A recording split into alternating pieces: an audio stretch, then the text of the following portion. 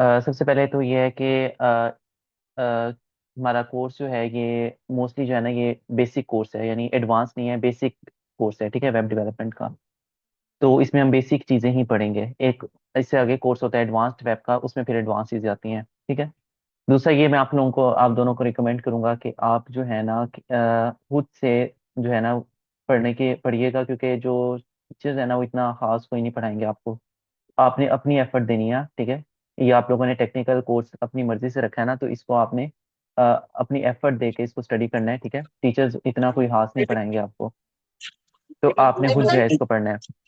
जी जी राफी भाई, ऐसे लेकिन हम ना डेली बेस पे प्रैक्टिस और क्विजेस वगैरह और असाइनमेंट्स वगैरह भी करेंगे, जिससे प्रैक्टिस होगी और थोड़ी सी समझ आएगी। बिल्कुल, हाँ ऐसे ही है। तो आपने खुद जी जो है ना इसको प्रैक्टिस करना है, पढ़ना है। और ये एक चीज़ है कि मैंने जब वेब का कोर्स पढ़ा था तो उसमें हमें लैब नहीं दी थी। आप लोगों को भी शायद ऐसे ही होगा, थ्योरी लैब नहीं दी होगी उन्होंने। तो आप ना अपने लैपटॉप पे ले जाएं बेशक, और कोशिश कीजिएगा कि पेपर पे नहीं बल्कि लैपटॉप पे जो है ना इसको प्रैक्टिस करें जितना हो सके। और आपको VS कोड का आपको पता होगा, ठीक है। हम इस पे जो है ना इंशाल्लाह इसकी प्रैक्टिस करें। पता है ना VS कोड का आप दोनों को? VS कोड में कुछ एक्सटेंशन हैं जो आप इंस्टॉल कर लीजिएगा इसको रन करने के लिए। लाइव प्रीव्यू के नाम से एक एक्सटेंशन होती है, ठीक है। लाइव प्रीव्यू के नाम से, ठीक है। ये जब एक्सटेंशन आप रन करेंगे ना, तो आपके क्या होगा कि एट द सेम साइट पे ही इसकी जो वेबसाइट है ना ओपन हो जाएगी।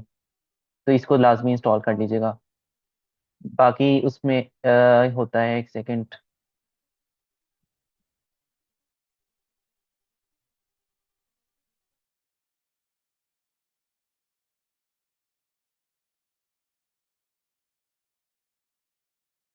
Okay, sorry. अब हम इंशाल्लाह स्टार्ट करते हैं। सबसे पहले तो हमारे पास आपने एक टर्म सुना होगा, एक फ्रंट एंड होता है, एक बैक एंड होता है। इसको सबसे पहले हम देखते हैं। फ्रंट एंड आपकी जो वेबसाइट है ना, जो बेसिकली जो चीज़ें आपको नजर आ रही होती है ना, जो यूजर जिन चीज़ों के साथ इंटरेक्ट कर रहा होता है उसको फ्रंट एंड कहते हैं, ठीक है। यानी जो आपकी यूजर या क्लाइंट आपका जिन चीज़ों के साथ इंटरेक्ट करता है, कोई भी हम वेबसाइट खोलते हैं, हमें सामने टेक्स्ट नजर आ रहा होता है, इमेजेस नजर आ रही होती हैं, कोई फॉर्म हम फिल करते हैं, ठीक है, कोई टेबल हमें नजर आ रहा है, वीडियोस हम देखते हैं। तो ये सारी चीज़ें जिनके साथ हम यूजर इंटरेक्ट कर रहा होता है ना, वो बेसिकली आपका क्या होता है, फ्रंट एंड होता है, ठीक है। अब फ्रंट एंड बेसिकली इस कोर्स में आप मोस्टली फ्रंट एंड ही पढ़ेंगे, बैक एंड शायद ही टीचर आपको पढ़ाया, हमें तो नहीं पढ़ाया था। तो मोस्टली आप फ्रंट एंड ही पढ़ेंगे। अब फ्रंट एंड को डेवलप करने की बेसिकली तीन जो है ना टेक्नोलॉजीज हैं, ठीक है।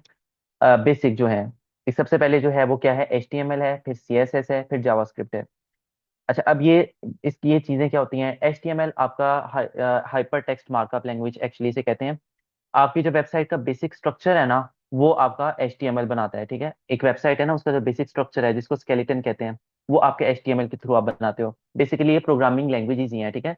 ये प्रोग्रामिंग लैंग्वेजेस ही हैं। HTML hyper text markup language वो लैंग्वेज है जिसके थ्रू आप क्या करते हो, जो आपकी वेबसाइट का बेसिक स्ट्रक्चर है आप वो डिवेलप करते हो, ठीक है। फिर सेकेंड नंबर पर है आपके पास CSS। CSS के थ्रू आपने जो स्ट्रक्चर डेवलप किया है ना, उसको आप स्टाइल देते हो, आप उसको डिजाइनिंग देते हो। आप कोई भी वेबसाइट ओपन करते हो, जो आपको कलर्स नजर आ रहे होते हैं, जो आपको लेआउट नजर आ रहा होता है, ठीक है, नेविगेशन बार ऊपर नजर आ रही होती है, जो भी आपको डिजाइन या स्टाइल से रिलेटेड चीजें नजर आ रही होती है ना, वो आपकी CSS है, यानी ब्यूटी आप कह लो, ठीक है। तीसरी चीज जो है ना, वो लैंग्वेज जो है वो जावास्क्रिप्ट है आपकी। जावास्क्रिप्ट क्या करता है, आपकी वेबसाइट को जो है ना वो बिहेवियर, यानी जो फंक्शंस हैं, जो एक्शंस हैं वो दे रहा होता है, ठीक है। यानी जो ब्रेन है बेसिकली आपका, ठीक है। आप इस तरह समझो, एक बॉडी है ना, एक सिंपल एक स्केलेटन है हमारी बॉडी का, तो वो HTML है, जो बेसिक ढांचा है, जो स्ट्रक्चर है। फिर आपने उसमें ब्यूटी ऐड कर दी तो वो क्या बन गया, वो CSS बन गया। और जब आपने उसमें ब्रेन भी ऐड कर दिया तो वो जावास्क्रिप्ट बन गया। फॉर एग्जाम्पल, हम यूट्यूब ओपन करते हैं, यूट्यूब पे हम जो हमें सामने चीजें नजर आ रही हैं, जो बेसिक स्ट्रक्चर है वो HTML है, जो डिजाइनिंग नजर आ रही है, ठीक है, वो आपका CSS है। लेकिन इस बटन को मैं दबाऊंगा तो ये काम होगा, होम को दबाऊंगा तो ये काम होगा, ये वाली वीडियो ओपन करूंगा तो ये होगा। तो ये जो सारी चीजें हैं ना, जो आपके एक्शंस हैं, वो बेसिकली आपका जावास्क्रिप्ट के थ्रू अचीव होता है। तो ये तीन आपकी लैंग्वेजेस हैं और यही आप बेसिकली इस कोर्स में पढ़ते हो। फिर आगे चलकर इसके फ्रेमवर्क, जो एडवांस्ड वेब टेक्नोलॉजी है ना, उसमें फिर आप फ्रेमवर्क पढ़ते हो। फ्रेमवर्क क्या होता है, ये जो जावास्क्रिप्ट के थ्रू आप काम करते हो ना, फ्रेमवर्क आपका उस काम को आसान कर देता है, आपको फंक्शंस बने बनाए मिल जाते हैं, ठीक है। तो डिफरेंट फ्रेमवर्क यूज होते हैं, और जो मोस्ट पॉपुलर फ्रेमवर्क है आप सबने सुना होगा वो रिएक्ट है, तो आप रिएक्ट का फ्रेमवर्क यूज करते हो। फिर एंगुलर है, व्यू है, लेकिन ये ज्यादा जो है यूज नहीं होते, ज्यादा जो है वो रिएक्ट यूज होता है, ठीक है। तो बेसिकली आपने क्या पढ़ना है, HTML पढ़ना है, CSS पढ़ना है, जावास्क्रिप्ट पढ़ना है। लेकिन क्या ये इनफ है? नहीं, ये बिल्कुल भी इनफ नहीं है। आपको आगे भी चीजें पढ़नी पड़ेंगी, आपको रिएक्ट पढ़ना पड़ेगा, ठीक है।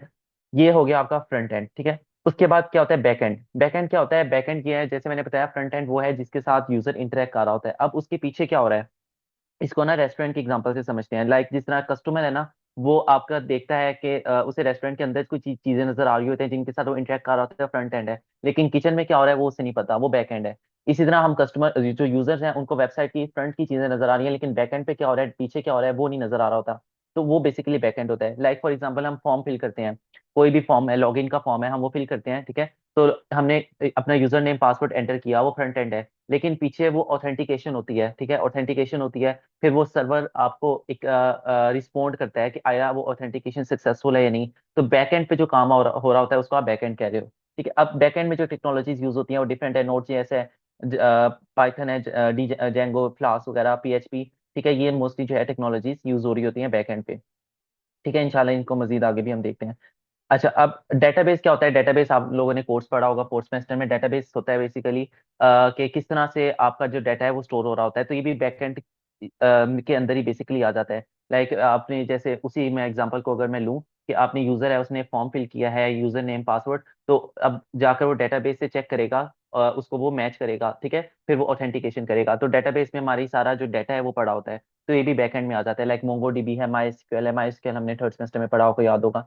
तो ये सारी चीजें हो गई, ठीक है। तो ये बेसिक स्ट्रक्चर है हमारी वेबसाइट का। फ्रंट एंड क्या होता है, बैक एंड क्या होता है, और डेटाबेस क्या होता है। ये कुछ मैंने स्टेप्स लिखे हैं। जैसे फॉर एग्जांपल यूजर ने बटन को क्लिक किया किसी भी वेबसाइट का, किसी फॉर्म का, तो हमारा वो मेरा फ्रंट एंड है। फिर वो रिक्वेस्ट है वो सर्वर को गई, ठीक है। तो सर्वर जो है इसको जो रिक्वेस्ट गई वहाँ पे जो प्रोसेसिंग होगी वो मेरा बैक एंड है। फिर वो बैकएंड जो है वो डेटाबेस के साथ इंटरेक्ट करेगा, चेक करेगा कि आया वो यूजर नेम डेटाबेस में मौजूद है, पासवर्ड वगैरह, तो वो मेरा डेटाबेस है। फिर वो बैकएंड जो है वो रिस्पॉन्स करेगा, आया वो सक्सेसफुल हुई मेरी ऑथेंटिकेशन या फेल हो गई। तो फिर उसके बाद फ्रंट एंड जो है वो रिजल्ट को शो कर देगा, ठीक है। तो ये आपको बेसिक फ्लो समझ आ गया? क्लियर है यहाँ तक? जी जी राफे भाई क्लियर है। ओके। नेक्स्ट अब क्या है, नेक्स्ट हमारे पास है कि हम देखते हैं कि वेबसाइट एक किस तरह से, एक बेसिक वेबसाइट जो है ना बेसिकली किस तरह से काम करती है। कोई भी वेबसाइट है, यूट्यूब की एग्जांपल ले लें, गूगल की ले लें, या कोई भी, फॉर एग्जांपल यूट्यूब की वेबसाइट है। उसमें ना तीन चीजें होती हैं। एक होता है आपका क्लाइंट, एक होता है ब्राउजर, और एक होता है सर्वर। क्लाइंट, मैं क्लाइंट हूँ, मैं यूजर हूँ, ठीक है। अब क्लाइंट क्या करता है, ब्राउजर को ओपन करता है। फॉर एग्जांपल मैंने ब्राउजर पे लिखा, गूगल पे लिखा youtube.com। अब ब्राउजर ने जो मैंने जो रिक्वेस्ट भेजी है, ब्राउजर उस रिक्वेस्ट को सर्वर को भेजेगा। मैं क्लाइंट हूँ, मैंने ब्राउजर पे ओपन किया, ब्राउजर पे मैंने लिखा youtube.com। अब ब्राउजर क्या करेगा मेरे लिए, एज अ मैसेंजर के तौर पे एक्ट करेगा। वो मेरी जो रिक्वेस्ट है वो पास करेगा सर्वर को। यूट्यूब का सर्वर है, अब यूट्यूब का सर्वर जो है वो मेरी रिक्वेस्ट को प्रोसेस करेगा, बैकएंड पे सारा काम होगा। और फिर मेरी रिक्वेस्ट को रिस्पोंड करेगा सर्वर, और एक ऐसा कोड भेजेगा जिसमें HTML CSS जावास्क्रिप्ट होगी, किसको, ब्राउजर को। ब्राउजर वो कोड पार्स करेगा और फिर मुझे रिजल्ट शो करेगा। फिर जो मुझे सामने चीज नजर आती है फ्रंट एंड यूट्यूब का, वो ब्राउजर मुझे रिजल्ट शो करता है, ठीक है। तो बेसिकली वेबसाइट किस तरह से काम करती है, दोबारा मैं रिपीट करता हूँ कि क्लाइंट है, यूजर है, जैसे मैं हूँ। मैंने कोई भी ब्राउजर, किसी भी ब्राउजर पे गया, लाइक गूगल पे, तो वहाँ पे मैंने वेबसाइट का लिंक लिखा, ठीक है, youtube.com, facebook.com, twitter.com। तो उसने क्या किया कि रिक्वेस्ट भेजी उसके सर्वर को, फेसबुक के सर्वर को, एक्स के सर्वर को। अब वो सर्वर क्या करेगा, मेरी रिक्वेस्ट को एक्सेस करेगा, प्रोसेस करेगा, और रिस्पोंड करेगा विद सम HTML CSS और जावास्क्रिप्ट का कोड का। और फिर वो ब्राउजर क्या करेगा, उसको पार्स करेगा, और रिजल्ट में मुझे एक फ्रंट एंड डिस्प्ले करेगा जिसपे मैं सारा काम करूंगा, ठीक है। तो बेसिकली इस तरह वेबसाइट काम कर रही होती है। HTML CSS जावास्क्रिप्ट मैंने आपको बता दिया। अच्छा, अब हमारा जो कोडिंग इन्वायरमेंट है आपको पता है, VS code, visual studio code. वैसे तो नोटपैड पे भी कर सकते हैं, लेकिन जो एक प्रोफेशनल वे है वो ये है कि हम VS कोड पे जो है अपना सारा जो वेबसाइट है वो कोडिंग वो उस पे करें। अच्छा, फिर एक और टर्म यूज होती है, मन स्टैक। वो क्या होता है? मन स्टैक बेसिकली यही चीज है। एक है फ्रंट एंड और एक बैक एंड है। इस दोनों को, इन दोनों को जब आप कंबाइन करते हो ना, तो उसको कहते हैं फुल स्टैक। आपने वर्ड सुना होगा फुल स्टैक। तो फुल स्टैक ये होता है कि आपने फ्रंट एंड और बैक एंड दोनों को जब कंबाइन कर दिया तो वो क्या बन गया, वो फुल स्टैक बन गया। और फुल स्टैक डेवलपमेंट को ही आप मन स्टैक कह देते हो, क्योंकि उसमें जो टेक्नोलॉजीज यूज होती है ना उसको मन कहते हैं। मन में सबसे पहला जो M है वो है मोंगोडीबी, जो आपका डेटाबेस है। जैसे मैंने पहले बताया ना, फुल स्टैक में आपका फ्रंट एंड आ जाता है, बैक एंड आ जाता है, और डेटाबेस आ जाता है। तो जो डेटाबेस है वो आपका बेसिकली मोंगोडीबी होता है, और उसकी जो लैंग्वेज है वो NoSQL है, ठीक है। इस कोर्स में ये हम बिल्कुल भी नहीं पढ़ेंगे, ठीक है। उसके बाद आता है आपका एक्सप्रेस। ये बेसिकली एक्सप्रेस JS फ्रेमवर्क है बैक एंड का, लाइक जिस तरह रिएक्ट फ्रेमवर्क है फ्रंट एंड का ना। फ्रंट एंड में HTML CSS जावास्क्रिप्ट है, और एक फ्रेमवर्क है जैसे रिएक्ट है। तो बैक एंड का जो फ्रेमवर्क है ना वो एक्सप्रेस JS है। रिएक्ट जैसे मैंने बताया ये फ्रंट एंड का फ्रेमवर्क है, और नोड JS ये बैक एंड है। तो बेसिकली एक्सप्रेस जेएस और नोड जेएस ये बैकएंड है, रिएक्ट आपका फ्रंट एंड है, और मोंगोडीबी डेटाबेस है। तो ये एक मिलके एक कंप्लीट जो आपकी वेबसाइट है, एक फुल स्टैक जो है वो ये एक बना रहे होते हैं हमारे पास, इसलिए इसको मन स्टैक भी कहते हैं। यहाँ तक क्लियर हो गया?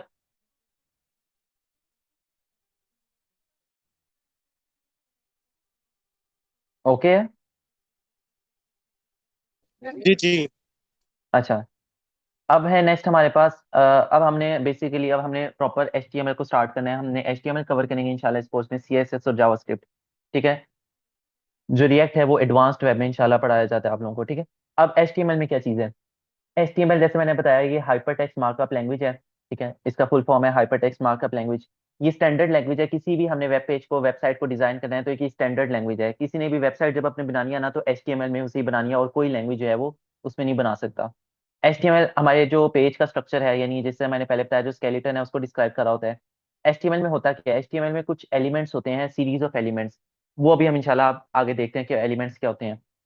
फिर एचटीएमएल के एलिमेंट्स ब्राउजर को बताते हैं how to display the content. अब इसको हम एग्जांपल के थ्रू समझते हैं। ये बेसिक सिंटैक्स होता है किसी भी एचटीएमएल के एलिमेंट का। हम क्या करते हैं यहाँ पर इनको एंगुलर ब्रैकेट्स कह लो आप। ठीक है, इसके अंदर टैग का नाम लिखते हैं। एचटीएमएल में क्या होता है? टैग्स यूज होते हैं। लाइक आपने थोड़ा बहुत पढ़ लिया होगा अपने कोर्स में, पैराग्राफ का टैग होता है, इमेज का टैग होता है, ऑडियो का टैग होता है, बहुत सारे टैग्स होते हैं। ठीक है, तो वो जो टैग का नाम होता है ना वो आप यहाँ पर लिखते हो। ठीक है, अब ये होता है ओपनिंग टैग, और ये होता है हमारे पास क्लोजिंग टैग। क्लोजिंग टैग का सिंटेक्स है कि आप उसे ब्लैक बैक स्लैश डालोगे। ठीक है, बैक स्लैश डालने के बाद उसका नाम लिखोगे। तो ये ओपनिंग टैग हो गया और ये क्लोजिंग टैग हो गया, और इसके दरमियान में आपके पास क्या आता है? कंटेंट आता है। तो इस पूरे स्ट्रक्चर को हम एलिमेंट कह रहे होते हैं। ये हमारा ओपनिंग टैग है, ये हमारा कंटेंट है, और ये हमारा क्लोजिंग टैग है। इस पूरे स्ट्रक्चर को हम एक एचटीएमएल का एलिमेंट कहते हैं। मिसाल के तौर पे मैं एग्जांपल लिखता हूँ। फॉर एग्जांपल मैंने हेडिंग डालनी है तो मैंने H1, ये मेरा ओपनिंग टैग हो गया। मैं हेडिंग डालूंगा, फॉर एग्जांपल मैंने अपना नाम लिखा, ये मेरी हेडिंग हो गई। और फिर मैं क्या करूंगा? अपना क्लोजिंग टैग डालूंगा \H1। ठीक है, ये पूरा मेरा एक HTML का एलिमेंट है। HTML के एलिमेंट में एक ओपनिंग टैग आ गया, कंटेंट आ गया, और क्लोजिंग टैग आ गया। ठीक हो गया? सॉरी मैंने रिकॉर्डिंग स्टार्ट नहीं की थी, मुझे यहाँ मैं रिकॉर्डिंग स्टार्ट कर दूँ, एक second. This meeting is being recorded. ठीक है, यहाँ तक क्लियर हो गया? अभी तक हमने क्या डिस्कस किया है एक बार रिव्यू कर लेते हैं। हमने डिस्कस किया कि फ्रंट एंड क्या होता है, फ्रंट एंड की क्या क्या टेक्नोलॉजीज हैं, बैक एंड क्या होता है, बैक एंड की कौन सी टेक्नोलॉजीज हैं, डेटाबेस क्या होता है, फिर एक बेसिक स्ट्रक्चर, बेसिक जो स्टेप्स हैं जब हम कोई भी काम करते हैं फ्रंट एंड बैक एंड, तो वो क्या होता है, फिर हमारे पास वेबसाइट किस तरह से काम करती है, मंच है क्या होता है। ठीक है, ये हमने डिस्कस कर लिया, और बेसिक HTML का इंट्रोडक्शन। अब हम देखते हैं हम कहाँ पे थे। हाँ, अब ये हमारे पास बेसिकली जो HTML का एक स्ट्रक्चर है ना, बहुत बेसिक सा, वो ये शो हुआ हुआ है। ठीक है, अब आपके पास आपको ना एक VS कोड पे एक एक्सटेंशन मिलती है, एक कि आप जब ये एक्सक्लेमेशन मार्क का साइन डालते हैं ना तो ये पूरा आपको बॉयलर प्लेट कोड जो है ना शो कर देता है। ठीक है, आपको खुद से सारा लिखने की जरूरत नहीं पड़ती। हाँ, अभी हम पेपर हमारे जब कोर्स पढ़े हैं तो इसमें ये बड़ी अजीब चीज़ मुझे भी लगती थी कि आपको पेपर पे खुद लिखना पड़ता था। तो है ये कोर्स की हद तक तो ठीक है, लेकिन आगे चल के वो करने की जरूरत नहीं है। तो ये सारा कुछ जो है ना ये प्रोवाइड हो जाता है यहाँ पे। तो इसको अभी मैं मिटा रहा हूँ। तो बेसिकली क्या क्या चीज़ें हैं, सबसे पहले आपका ये वाला टैग है, ये आपको बता रहा है, ये हमारे पास फिर वही बात, ये ओपनिंग टैग है और ये इसका क्लोजिंग टैग है। ठीक है, ये हमें बता रहा है कि हमारा जो डॉक्यूमेंट टाइप है वो HTML है। ठीक है, और ये इसका क्लोजिंग टैग हो गया। अब क्या है आगे की?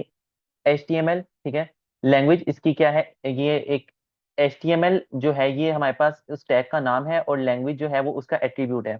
कोई भी टैग होता है ना उसमें एक तो उस टैग का नाम होता है और आगे आप एट्रीब्यूट भी लिखते हो उसके। ठीक है, तो H1 जो है वो टैग का नाम है, और एट्रीब्यूट जो है उसकी एक प्रॉपर्टी होगी। फॉर एग्जाम्पल HTML टैग का नाम है और ये उसके आगे प्रॉपर्टी है। ठीक है, ये हमने स्पेसिफाई कर दिया कि जो हमारी लैंग्वेज है वो इंग्लिश है। फिर उसके बाद अगला जो टैग है वो हेड का टैग है। कोई भी आपका जो पेज होता है ना उसमें एक हेड होता है, और दूसरे नंबर पे क्या होता है? आपका बॉडी होती है। ठीक है, अब सबसे पहले हमने स्पेसिफाई कर दिया कि आपका क्या है? हेड है। हेड के अंदर क्या क्या होता है? ये हेड का ओपनिंग टैग है, ये हेड का क्लोजिंग टैग है। कुछ आपके पास मेटा डेटा होता है, इसको फिलहाल के लिए आप स्किप कर दें, इसका कोई खास अभी हमारे पास रोल नहीं है, इंशाल्लाह इसको बाद में देखेंगे। उसके बाद आपका टाइटल होता है। टाइटल क्या होता है? टाइटल बेसिकली आपका जो वेब पेज के ऊपर आपको जो शो हो रहा होता है ना, अगर मैं इसको साथ ना रन भी कर लूँ तो ज्यादा चीज समझ आएगी। जो हमने लाइव प्रीव्यू की एक्सटेंशन डाउनलोड की थी ना, वो ये आपको एक यहाँ पर एक आइकन शो होगा। जब आप इसको क्लिक करेंगे ना तो इसके साथ ही जो है ना ये आपको प्रीव्यू शो हो जाएगा। वरना क्या होता था कि हमें साथ साथ हम ब्राउजर खोलते थे, वहां पे प्रीव्यू शो होता था। तो यहाँ पर आपका प्रीव्यू साथ साथ शो हो जाएगा। ठीक है, फॉर एग्जाम्पल ये मैं टाइटल यहाँ पर डॉक्यूमेंट लिखा हुआ है तो मुझे यहाँ पर टाइटल जो है डॉक्यूमेंट शो हो गया। अच्छा, मैं एक और बात यहाँ से मोर एक्शंस पे जाकर इसको मैं ब्राउजर पे भी ओपन कर सकता हूँ, ठीक है। तो आप ब्राउजर पे बेशक ओपन करना चाहें या इधर ही आप रखना चाहें, आप दोनों तरह से कर सकते हैं। तो ये आपको डॉक्यूमेंट जो टाइटल नजर आ रहा है ना, वो बेसिकली ये टाइटल है। इस टाइटल को आप चेंज कर दें। फॉर एग्जाम्पल मैं चाहता हूँ मैं यहाँ पर अब्दुल राफी अपना नाम लिख दूँ, तो ये टाइटल जो आपको वेबसाइट का नाम है, जो बेसिकली जो ऊपर शो होता है, वो टाइटल पे आपको शो हो गया। ठीक हो गया। ये आपका हेड हो गया। हेड में क्या क्या आ गया? हेड में आपका मेटा डाटा आ गया और आपका टाइटल आ गया। फिर नेक्स्ट आपका बॉडी। बॉडी में क्या आता है? बॉडी में अब जितना भी वेबसाइट में सारी चीजें है ना, वो सारा कुछ जो है ना, वो बॉडी में आ रहा होता है आपके पास। जी, चाहे आपकी हेडिंग है, चाहे आपके पैराग्राफ्स हैं, कोई इमेज है, कोई नेव बार है, डिव है, जितना कुछ है सारा कुछ आपका बॉडी में आ रहा होता है। ठीक है। फॉर एग्जाम्पल मैं लिखता हूँ बॉडी में कुछ भी, मैं लिखता हूँ this is my first website, तो ये मेरा बॉडी में आ गया। ठीक है। ये आप साथ साथ देखते हैं। इसका आपको फायदा ये है लाइव रिव्यू में कि यहाँ पर आपको साथ साथ जो है ये शो हो रहा होता है। ठीक है। तो ये आपका यहाँ पर आ गया। यहाँ तक क्लियर हो गया? बेसिक स्ट्रक्चर समझ आ गया?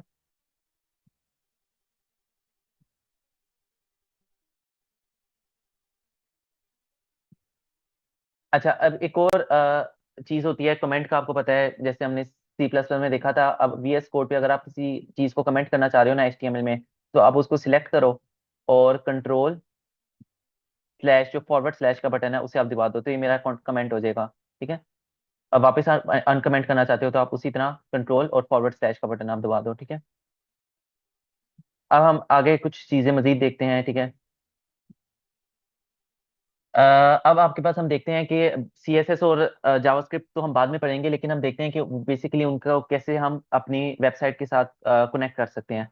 फॉर एग्जांपल यहाँ पर मैंने एक उसी तरह पे एक HTML का सिंपल एक सिंटेक्स लिखा है। हेड है मेरे पास, मैंने टाइटल लिखा हुआ है। अब ये क्या चीज़ है? ये मैंने अपने CSS को अपनी HTML के साथ लिंक किया है। मिसाल के तौर पर ये मैं यहाँ पर जाता हूँ, ठीक है, और यहाँ पर एक मैं फाइल बनाता हूँ। मैं अपनी फाइल का नाम रख देता हूँ style.css। जो मेरी HTML फाइल है ना, उसका नाम मैं रखूंगा .html एक्सटेंशन के साथ। स्टार्ट में आप कुछ भी रख दो। फॉर एग्जांपल मैंने यहाँ पर लिखा है HTML, सॉरी index.html। तो HTML की जो फाइल होगी ना, उसकी एक्सटेंशन होती है .html। और जो CSS की फाइल है, उसकी एक्सटेंशन होती है .css। एक जावास्क्रिप्ट की फाइल भी बना देते हैं, उसकी जो एक्सटेंशन होती है वो होती है .js। ठीक है। तो ये तीन आपकी फाइल्स हो गई। बाकी फाइल्स को अभी आप इग्नोर करें। एक मैंने index.html की फाइल बना दी, एक मैंने style.css की फाइल बना दी, और एक मैंने script.javascript की फाइल बना दी। अब मैं अपनी इंडेक्स वाली फाइल पे पहले वापस आता हूँ, और यहाँ पर मैंने लिखा हुआ है here is my first website. अब ये यहाँ पर शो हो रहा है मेरा ब्राउजर पे, here is my first website. ठीक है। दो दफा लिखा हुआ है, इसको एक दफा कर देते हैं। ये अभी सिंपल HTML है मेरा। ठीक है। अब मैं चाहता हूँ कि इस पे कुछ स्टाइलिंग ऐड करूँ, तो मैं अपनी CSS की फाइल ओपन करूंगा, और यहाँ पर मैं चाहता हूँ कि मैं अपना बैकग्राउंड कलर ऐड कर दूँ। यहाँ पर मैं लिखूंगा बैकग्राउंड, सॉरी सॉरी, मैं चाहता हूँ पूरी बॉडी पे अप्लाई करूँ, तो यहाँ मैंने लिखा बॉडी बैकग्राउंड कलर। और मैंने कर दिया फॉर एग्जांपल कोई लाइट सा कलर, ये मैंने कलर सेट कर दिया। ठीक है। अब आप देखो मैंने यहाँ पर कलर तो सेट कर दिया, लेकिन मेरे ब्राउजर पे शो नहीं हो रहा, क्योंकि मैंने अपनी HTML फाइल में उसे लिंक नहीं किया। तो मैं क्या करूंगा, अपनी हेड के अंदर ये अभी फॉर एग्जांपल इसको मैंने अभी मिटा दिया। हेड के अंदर मैं क्या करूंगा, एक टैग होता है लिंक के नाम से, मैं लिखूंगा इधर लिंक,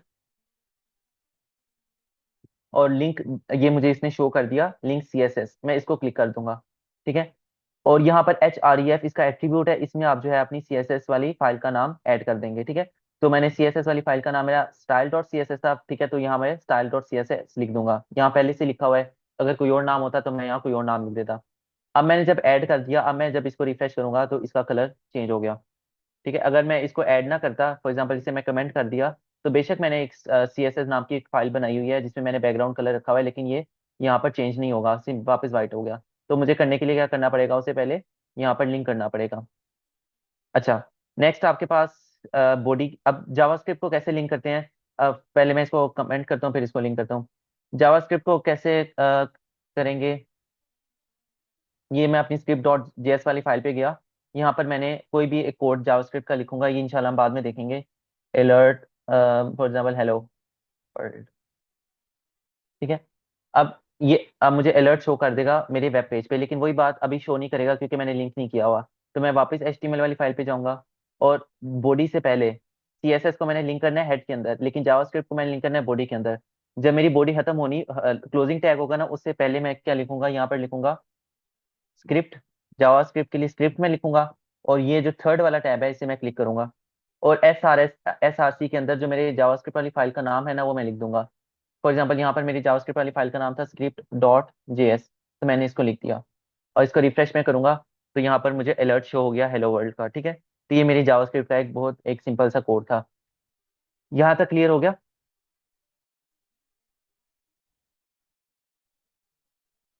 क्लियर है यहाँ तक?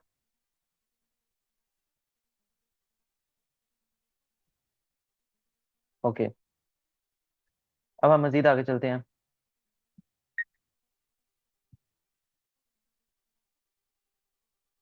अब हम कुछ एट्रीब्यूट्स देखते हैं जो हमारे HTML में जो एलिमेंट्स या टैग्स होते हैं वो कौन कौन से डिफरेंट तरह के होते हैं। आपको ना सारा याद करने की जरूरत नहीं है। ठीक है, ये जैसे जैसे आप इनको करेंगे ना प्रोग्रामिंग वगैरह, तो आपको साथ साथ खुद ही याद होते जाएंगे। जितने मेन मेन है वो बस आप याद रख लें, या जितने पेपर के लिए रिक्वायर हैं बस उतने आप पढ़ लें। अच्छा, अब सबसे पहले क्या है हमारे पास, ये उसी तरह मैंने एक HTML का बेसिक स्ट्रक्चर हो गया, मैंने टाइटल रख दिया माई बुक मार्क्स डॉट अपने नाम। ठीक है, इसको मैं रिफ्रेश करता हूँ। अच्छा, ये तो अभी इसको मैं कमेंट कर देता हूँ। सबसे पहले आपके पास है ये मेरा,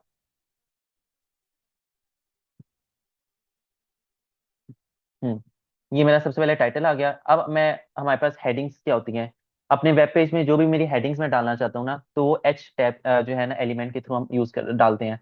अब हेड 6 तरह की मेरे पास हमारे पास हेडिंग्स होती हैं, H1 H2 H3 H4 H5 H6, depending upon the size. सबसे पहले जो H1 है ना, वो सबसे बड़ी जो हेडिंग है ना वो H1 होती है। ठीक है, फिर उसके छोटी H2, फिर H3, फिर H4, इस तरह सारी हेडिंग्स होती हैं। ठीक है, अब हम इसको देखते हैं कि कैसे मेरी वेब पेज पे अपीयर होंगी। मैं इसको स्टाइल वाले एलिमेंट को भी मिटा देता हूँ, और इसको मैं रन करता हूँ, यहाँ पर रिफ्रेश किया। तो ये देखें, ये मेरी सबसे मेन हेडिंग जो है वो मेरी सबसे H1, ये सबसे बड़ी हेडिंग है। फिर ये H2 उससे छोटी हेडिंग है। फिर ये मैंने H4 लिखा हुआ है, इसको मैं कर लेता हूँ H3। एक सेकेंड। फिर सेकेंड फोर्थ पे H4 में कर लिया। फिर H5 और H6, अब मैंने इसको रिफ्रेश किया तो सबसे बड़ी हेडिंग मेरी H1 की है। फिर उससे छोटी H2, फिर ये H3 H4, तो डिपेंडिंग अपॉन द साइज में 6 हेडिंग जो है अपनी यूज कर सकता हूँ। फॉर एग्जांपल कोई मेन हेडिंग है वो H1 होगी, फिर उस सब हेडिंग है वो H2, उसकी कोई सब हेडिंग है तो H3। तो इस तरह मेरी हेडिंग का टैग जो है वो टैग होता है, एलिमेंट होता है। अच्छा, उसके बाद आता है हमारे पास पैराग्राफ का टैग। पैराग्राफ का टैग क्या होता है हमारे पास, कोई पैराग्राफ मैं लिखना चाह रहा हूँ तो उसके लिए मैं पी नाम का एक टैग जो है वो यूज करूंगा। ये ओपनिंग टैग है और ये क्लोजिंग टैग है, और उसके दरमियान कुछ भी लिख सकता हूँ। ठीक है, फॉर एग्जाम्पल मैं चाहता हूँ कि मैं यहाँ पर, मैंने पी लिखा। ये भी आपको VS कोड में चीज मिलेगी कि आप सिंपल, मैंने पी लिखा है ना तो उसने मुझे शो कर दिया, मैंने एंटर किया तो ये ऑटोमेटिकली ओपनिंग और क्लोजिंग टैग उसने दे दिया। अब मैं यहाँ पर कोई भी पैराग्राफ लिख सकता हूँ। यहाँ पर एक लोरम आपको ना एक मिलता है सैंपल, यानी अगर आप कोई वैसे ही प्रैक्टिस कर रहे हो तो यहाँ पर आप लोरम लिखोगे, उसे एंटर करोगे तो ऑटोमेटिकली आपको ना एक पैराग्राफ दे देगा। तो आप जब इसे रिफ्रेश करोगे तो ये मेरा पैराग्राफ लिखा हुआ आ गया। तो ये हेडिंग्स थी ऊपर और ये मेरा पैराग्राफ लिखा आ गया। ठीक है, तो ये पैराग्राफ टैग हो गया। अब नेक्स्ट आता है हमारे पास लिंक का टैग। अब हम इसको कमेंट करते हैं, नेक्स्ट आता है हमारे पास लिंक का टैग। ये मैंने जब अब कोर्स कर रहा था ना तो उस दौरान जो है ये सबसे पहला जो कह लें अपना वेब पेज बनाया था प्रैक्टिस का, तो ये वो बुक मार्क मैनेजर था। सबसे पहले ये उसी तरह टाइटल आ गया, ऊपर ये हेडिंग आ गई मेरी, इसको मैं रिफ्रेश करता हूँ। हम्म सबसे पहले ये क्या आ गया, मेरा टाइटल आ गया वेब पेज का, बॉडी में हेडिंग आ गई मेरी। फिर अब H2 मैंने सब हेडिंग दी, इंपॉर्टेंट बुक मार्क्स, ये मेरी मेन हेडिंग हो गई, ये मेरी सब हेडिंग हो गई। अब ये यहाँ पर कॉन्सेप्ट आता है लिंक का। अब हम लिंक कैसे डालते हैं, फॉर एग्जाम्पल ये मैंने लिंक डाले हुए हैं, इसको मैं क्लिक करूंगा गूगल ओपन हो जाएगा। ठीक है, तो ये डिफरेंट मैंने लिंक्स डाले हुए हैं।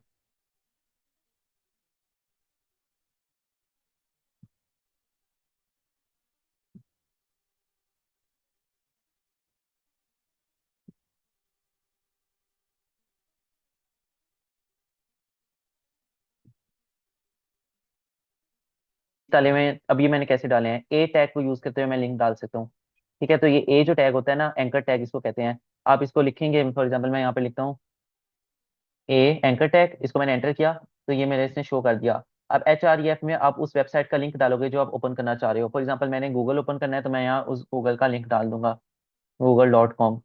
और यहाँ जो कंटेंट है, कंटेंट में आप वो चीज लिखोगे जो आपने यहाँ पर शो करवाना चाह रहे हो अपने वेब पेज पे। फॉर एग्जांपल ओपन गूगल, या मैं लिख देता हूँ click here to open Google. ठीक है, तो ये आपका एंकर टैग है। आपने HREF में उसकी वेबसाइट का लिंक डाला और कंटेंट में आपने वो लिख दिया जो आप यहाँ पर शो कराना चाह रहे हो। अब आपने इसे रिफ्रेश किया तो यहाँ पर शो हो गया।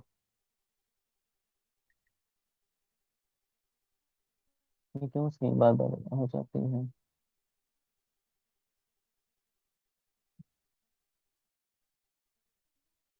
ठीक है, तो ये मेरे पास आ गया ऊपर, click here to open Google. इसी तरह आप डिफरेंट लिंक्स डाल सकते हो, फेसबुक, इंस्टाग्राम, यूट्यूब। तो ये एक बुक मार्क्स का एक जो है वो एक मेन्यू बन गया कि मैं किसी भी अगर गूगल पे जाना चाहता हूँ तो इसको क्लिक करूँ, फेसबुक पे, इंस्टाग्राम पे। अच्छा, अब मैंने इसे पैराग्राफ टैग के अंदर इंक्लूड किया हुआ है। वो मैंने क्यों किया? ताकि ये डिफरेंट लाइंस में अपीयर हो। अगर आप इस तरह नहीं करेंगे तो ये साथ साथ अपीयर हो जाएंगे। तो अभी फिलहाल आप पैराग्राफ टैग में भी इंक्लोज कर सकते हैं, लेकिन बेहतर ये है कि हम इसे लिस्ट बनाकर इसको जो है वो शो कराएं। तो लिस्ट में इंशाल्लाह हम अभी आगे चल के देखते हैं। तो ये हमारे पास क्या हो गए? एंकर टैग हो गए। नेक्स्ट होता है हमारे पास इमेज टैग। इमेज टैग कैसे कैसे होता है, इसको हम कमेंट करते हैं। अच्छा,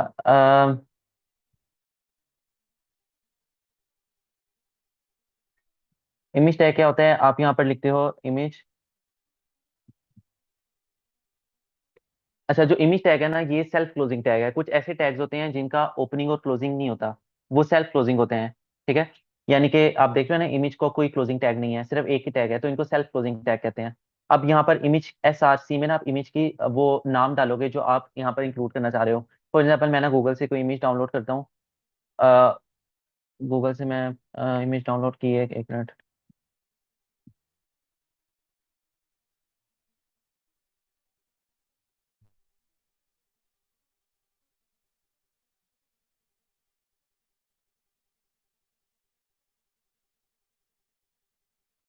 ठीक है, अब मैंने गूगल से इमेज डाउनलोड किया। अब वो जो इमेज है ना, वो मेरे इस फोल्डर के अंदर होनी चाहिए। ठीक है, वो आप कैसे अपने फोल्डर में रखोगे? जो आप जिस फोल्डर में काम कर रहे हो उस फोल्डर में वो आप इमेज कॉपी कर लोगे।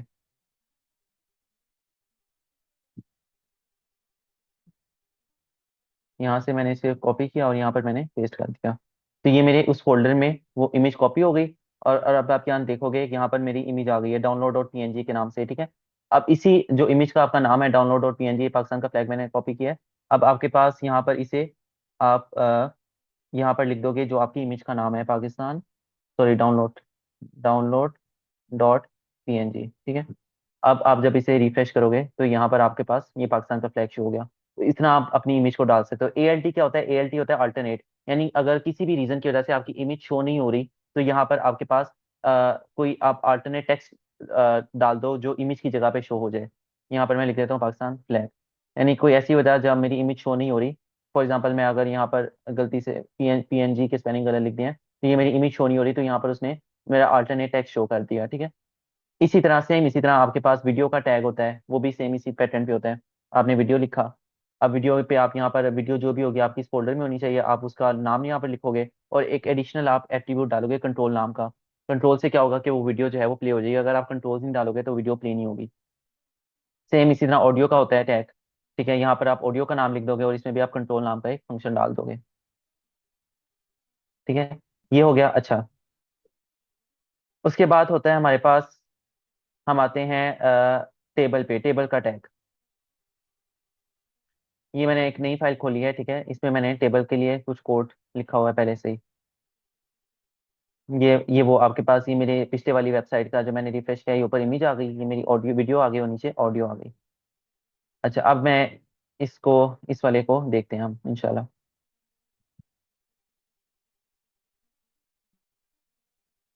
अच्छा, टेबल। अब आप अपने वेब पेज पे कोई टेबल शो कराना चाह रहे हो। ठीक है, तो अब वो कैसे करेंगे? ये देखें, जैसे अब ये टेबल है ना, अब ये मैंने कैसे किया, अब हम इंशाल्लाह इसको समझते हैं। 2 मिनट के बाद ना ये मीटिंग खत्म हो जाएगी, तो इसी लिंक से दोबारा इंशाल्लाह इसको ज्वाइन कर लीजिएगा। अब हम कैसे करेंगे? टेबल का सीन क्या है? सबसे पहले हम, अच्छा, ये मीटिंग ना, अब क्योंकि बीच में इंटरप्ट हो जाएगी, मैं इसको ना एंड करके दोबारा से इंशाल्लाह इसको ज्वाइन करते हैं। ठीक है, अब 1 मिनट रह गया है, इसको मैं एंड कर रहा हूँ, दोबारा से सेम लिंक के साथ आप इसको ज्वाइन कीजिएगा।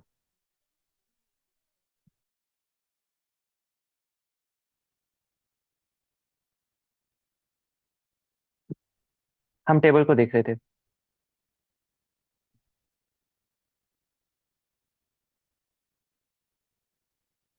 अच्छा, अब आपने जब टेबल बनाना है ना, तो सबसे पहले आपके पास टेबल का एक टैग आ जाएगा। ये आपका टेबल का ओपनिंग टैग है, और इसका क्लोजिंग टैग ये आपके पास ये क्लोजिंग टैग है, ठीक है। अब टेबल में सबसे पहले क्या होता है, आपको टेबल में ऊपर हेडिंग शो होती हैं और नीचे उसकी वैल्यूज होती हैं, ठीक है। तो अब आपने सबसे पहले क्या लिखना है, ऊपर टेबल का कैप्शन, यानी ये आपके पास टेबल का कैप्शन आ जाएगा, यानी जो टेबल की आप हेडिंग लिखना चाह रहे हैं सबसे ऊपर। फॉर एग्जांपल मैं चाहता हूँ मैं स्टूडेंट की इन्फॉर्मेशन नाम का एक टेबल बनाऊं। तो आपने क्या लिखा यहाँ पर, कैप्शन, कैप्शन नाम का आपने टैग दिया और आपने उसकी कैप्शन लिख दिया जो आपका टेबल का कैप्शन है, for example student information. Next आपके पास क्या चीज़ है, ये टेबल की हेडिंग, ठीक है, जैसे नेम, फादर नेम, प्रोग्राम। तो यहाँ पर मैंने क्या लिखा, टी हेड, इसको कहते हैं टेबल का हेड। तो ये जो पूरा मेरा शो हो रहा है ना, ये टेबल का हेड है। अब टेबल के हेड में आपने एक नया एट्रीब्यूट लिखना है, टेबल रो। टी आर कहते हैं टेबल रो, यानी आपके पास टेबल रो, इसको ये जो एक रो होती है ना, इसको T R T table row से रिप्रेजेंट करते हैं। और टेबल रो के अंदर आपने टी एच नाम का एक एट्रीब्यूट यूज किया टेबल हेड के नाम से, ठीक है। और इसके अंदर अब आपने वो हेडिंग्स लिखी, नेम हो गया, फादर नेम, प्रोग्राम, ठीक है। तो मेन क्या था आपका, दो चीजें आपकी टेबल में, एक आपका हेड है और दूसरी आपकी बॉडी है। दो चीजें आपकी टेबल में, एक आपका हेड है जो आपके ऊपर हेडिंग शो हो रही है, और दूसरी आपकी बॉडी है। हेड के अंदर फिर आपने एक रो बनाई, उस रो के अंदर आपने क्या लिखा, टीएच के नाम से, टेबल हेडिंग के नाम से तीन आपने हेडिंग्स लिखनी, नेम, फादर नेम, प्रोग्राम। तो फिर ये आपका इतनी चीज आपकी बन गई, ठीक है। नेक्स्ट आपने टेबल की बॉडी बनाई।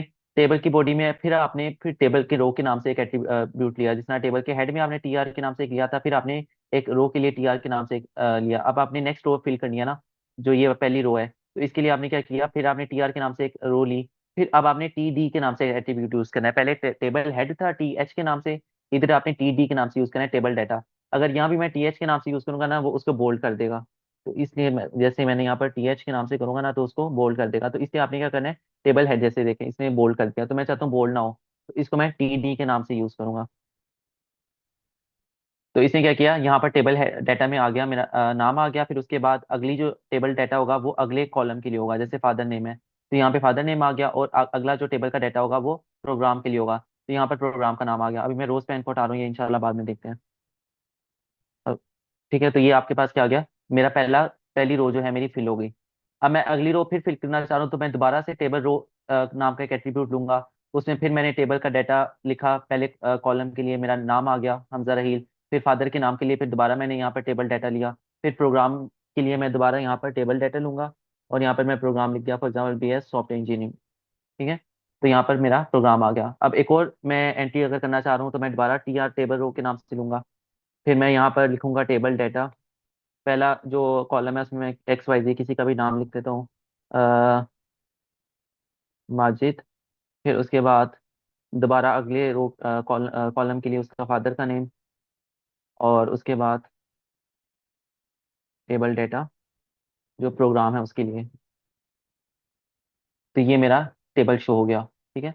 यहाँ तक इस तरह जितनी भी एंट्रीज हम करना चाहें इस तरह हम कर सकते हैं।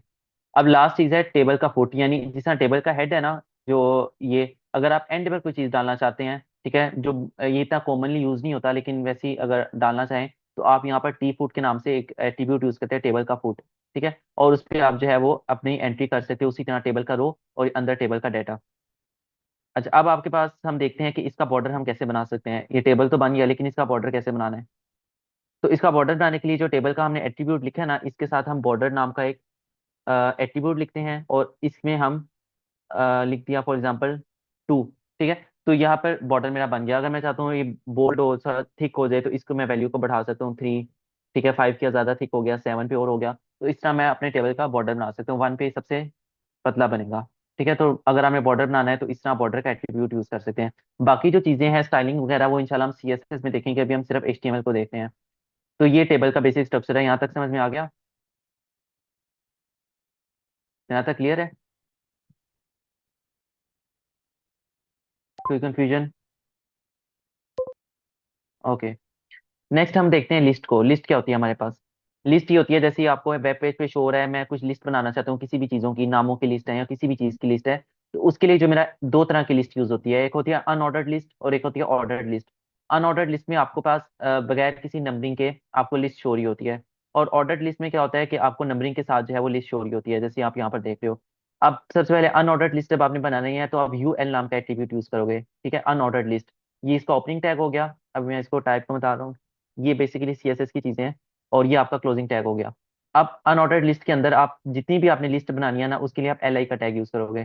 पहला नाम आपका आ गया, सेकंड नाम, तीसरा नाम, इस तरह अगला नाम आपने ऐड करना है। फिर मैं एल लिखा, अगला नाम मेरा आ गया।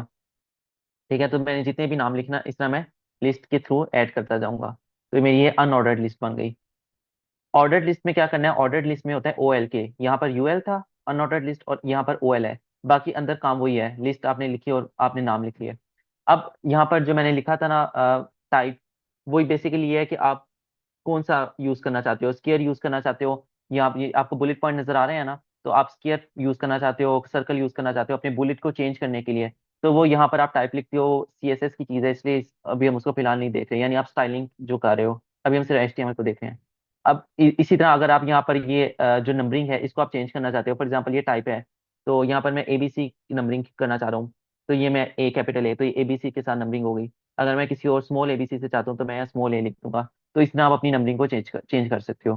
तो ये ऑर्डर और अनऑर्डर्ड लिस्ट हो गई मेरे पास। अच्छा, अब मैं ना चाहता हूँ कि कुछ जो एट्रीब्यूट्स रह गए हैं वो हम देख लें। अ,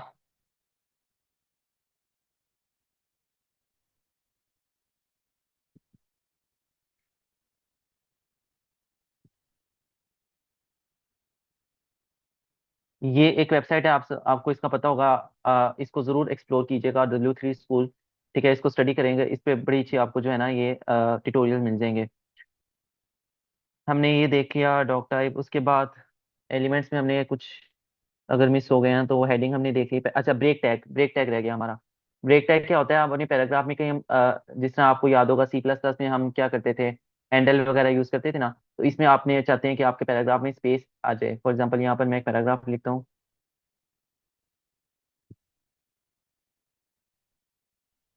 ठीक है, और बीच में मैं कहीं ब्रेक डालना चाहता हूँ, पैराग्राफ में कि नई लाइन से स्टार्ट हो, तो मैं यहाँ पर मैं क्या करूंगा, BR नाम का टैग यूज कर सकता हूँ, BR लिखूंगा। और ये भी सेल्फ क्लोजिंग टैग है, यानी इसका भी ओपनिंग और क्लोजिंग नहीं है, आपने BR लिखा तो ये आपका देखो न्यू लाइन से स्टार्ट हो गया। ठीक हो गया। उसके अलावा नेक्स्ट ये हमने देख लिया है।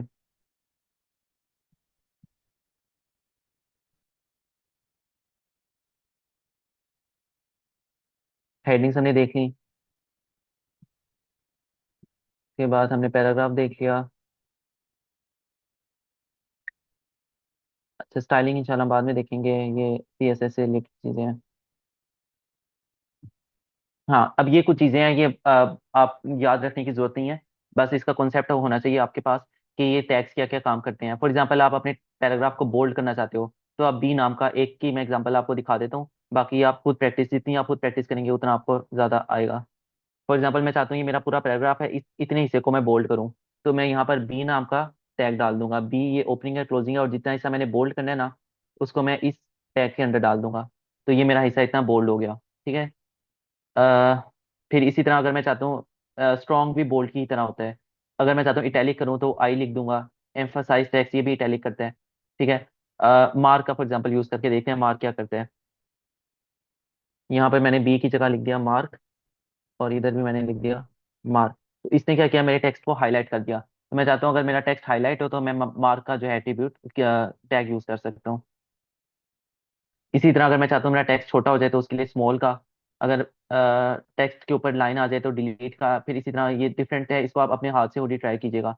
सबस्क्रिप्ट में क्या होगा, वो सबस्क्रिप्ट जिस तरह होती है उस तरह चला जाएगा। सुपर स्क्रिप्ट, तो डिफरेंट टैग्स हैं, आप अपने टेक्स्ट को फॉर्मेट करने के लिए यूज कर सकते हो। ठीक है, बोल्ड, स्ट्रॉन्ग, ये सारे इन्होंने कुछ एग्जाम्पल यहाँ पे शो की हुई हैं।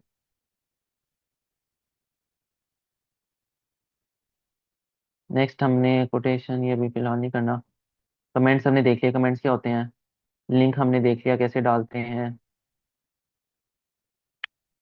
उसके बाद इमेज हमने देख लिया कैसे डालते हैं। हमारा आ, कुछ काफी अच्छा, ब्लॉक और इनलाइन एक और कॉन्सेप्ट करते हैं, फिर इंशाल्लाह हम क्लास एंड करते हैं। ब्लॉक और इनलाइन एलिमेंट्स। ब्लॉक और इनलाइन एलिमेंट्स क्या होते हैं, कुछ ऐसे एलिमेंट होते हैं जो अपनी रिक्वायर्ड स्पेस उतनी ही लेते हैं। ठीक है। मिसाल के तौर पर जो आपके पास लिंक टैग है ना, ये इनलाइन एलिमेंट है, यानी जितनी स्पेस रिक्वायर्ड होती है ना उतनी ही लेते हैं। इसको मैं क्रॉस करता हूँ और इसको रन करते हैं। ठीक है। अब ये देखें, ये पैराग्राफ टैग है, ये आपका ब्लॉक एलिमेंट है। अब ब्लॉक एलिमेंट का क्या मतलब है कि इसको इसने पूरी अपनी स्पेस ली है, इसकी अगला टैग इसके बाद नहीं स्टार्ट हुआ, बल्कि इसके बाद पूरी स्पेस खाली पड़ी हुई है। तो इसको कहते हैं ब्लॉक एलिमेंट, जो अपनी पूरी स्पेस ऑक्यूपाई करते हैं। लेकिन इनलाइन एलिमेंट वो होता है जो रिक्वायर्ड स्पेस है सिर्फ उतनी ही ऑक्यूपाई करते हैं। देखिए पैराग्राफ के बाद मैंने कोई नई लाइन नहीं डाली, लेकिन इसने लाइन छोड़ दी है। फिर उसके बाद लिंक का टैग है, इसने कोई नई स्पेस ज्यादा स्पेस ऑक्यूपाई नहीं की, जितनी रिक्वायर्ड थी उतनी ही की। तो ये आपका इनलाइन एलिमेंट है। ठीक है। डिव जो है ये आपका ब्लॉक एलिमेंट है। ये डिव और स्पैन इंशाल्लाह हम नेक्स्ट क्लास में देखेंगे। तो ये थ्योरी के हवाले से इंपॉर्टेंट है। इनलाइन और ब्लॉक एलिमेंट क्या होता है? इनलाइन एलिमेंट वो होता है जितनी रिक्वायर्ड स्पेस है ना सिर्फ उतनी ऑक्यूपाई करते हैं। ठीक है, उसे स्पैन एलिमेंट भी कहते हैं। ठीक है, स्पैन या इनलाइन एलिमेंट जितनी रिक्वायर्ड स्पेस है उतनी ऑक्यूपाई करते हैं। और ब्लॉक एलिमेंट जो अपनी पूरी एक डिब्बा आप कह लो, एक पूरा कंटेनर जो है उसको ऑक्यूपाई कर रहा होता है। फिर हमने टेबल देखा, टेबल्स क्या होते हैं। ठीक है, यहाँ पे आप टेबल का स्ट्रक्चर देख सकते हो। टेबल का हेड होता है, टेबल की डाटा होता है अंदर। ठीक है, तो ये टेबल का बेसिक हमने स्ट्रक्चर देख लिया। उसके बाद टेबल के बॉर्डर्स वगैरह, टेबल हेडर, ये लिस्ट हमने देखा क्या होता है। ठीक है, ऑर्डर अनऑर्डर्ड लिस्ट क्या होती है, ऑर्डर्ड लिस्ट क्या होती है। ब्लॉक और इनलाइन एलिमेंट्स हमने देख लिए। ठीक है, यहाँ तक हो गया। अब बाकी इंशाल्लाह कुछ HTML की चीज़ें रह गई हैं, हम नेक्स्ट सेशन में देखेंगे, जिसमें डिव क्या होता है, क्लासेस आईडी क्या होता है, बटन्स क्या होते हैं, और फॉर्म क्या होता है, फॉर्म कैसे बनाते हैं। तो नेक्स्ट सेशन में इंशाल्लाह हम कोशिश करेंगे HTML अपनी क्लोज कंप्लीट कर दें, और फिर उसके नेक्स्ट सेशन में हम CSS और जावास्क्रिप्ट स्टार्ट करें। आप कोई क्वेश्चन है आप लोगों का तो पूछ लें।